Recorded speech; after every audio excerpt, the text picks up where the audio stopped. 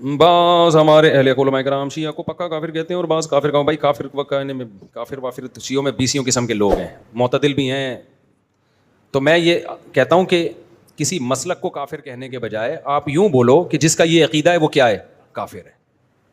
جو نبی کو حاضر ناظر جانتا ہے بلا کسی تعویل کے وہ کیا ہے, کافر ہے. جو نبی کو مشکل کشا مانتا ہے بلا کسی تعویل کے وہ کیا ہے, کافر ہے. تو جو حضرت عائشہ رضی اللہ تعالیٰ عنہ پہ زنا کی تہمت لگاتا ہے وہ کیا ہے, کافر ہے.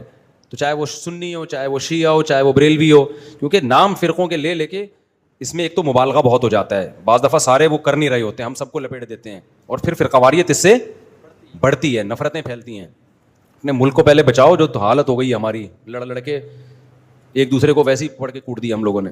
علی بھائی اگلا سوال ہے کسی بھائی کا کہ میں بریلوی سے شیعہ ہو گیا تھا لیکن 4 سال تک آپ کے لیکچر سننے کے بعد اب سادہ مسلمان بن چکا ہوں. میرا سوال یہ ہے کہ تمام فرقے ایک دوسرے کو دل میں غلط کہتے ہیں لیکن شیعہ کو اوپنلی کافر کیوں کہتے ہیں؟ اس لیے کہ یہ سودا بکتا ہے, یہ سودا بکتا ہے. جس طرح آپ دیکھیں گے ختم نبوت کے مسئلے میں یہ سودا بکتا ہے کہ آپ صرف قادیانیوں کو ٹارگٹ کر لیں, تو یہ اس نیشن میں سودا بکتا ہے. جب آپ اسی طرح کے جرائم دوسرے بزرگوں کی کتابوں سے دکھائیں وہ کہتے ہیں اس پہ مٹی ڈالیں. اس لیے میں نے جب کلپ آیا کہ قادیانی حق بات کیوں نہیں قبول کرتے, تو سب کو تڑکا لگا ہوا ہے.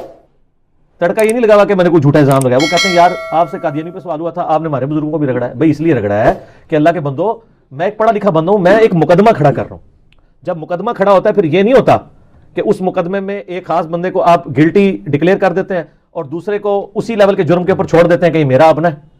یہ تو قائم بالقسط تو ہونا نہیں ہے. قرآن پاک تو بار بار کہتا ہے کہ انصاف کرنا چاہے تمہارے ماں باپ رشتہ دار سب لوگ ہی تمہارے سامنے آ جائیں, تم نے انصاف سے لینا ہے کام.